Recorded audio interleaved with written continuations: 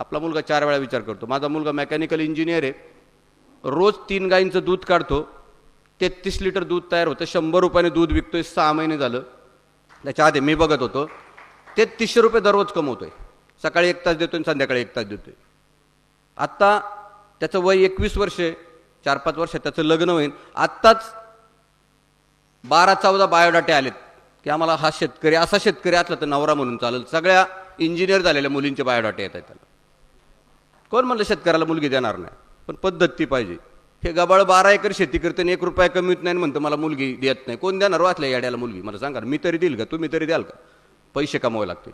त्या मुलीचं करिअर काय आहे पुढं? तिच्या मुलांचं भवितव्य काय आहे पुढं? प्रत्येक आईला वाटतं माझी मुलगी 2 रुपये कमावणाऱ्या माणसाला दिली पाहिजे. ते शिक्षण काढून टाका डोक्यातलं. एकाकडे 42 डिग्री आहे. परवा सांगत होता.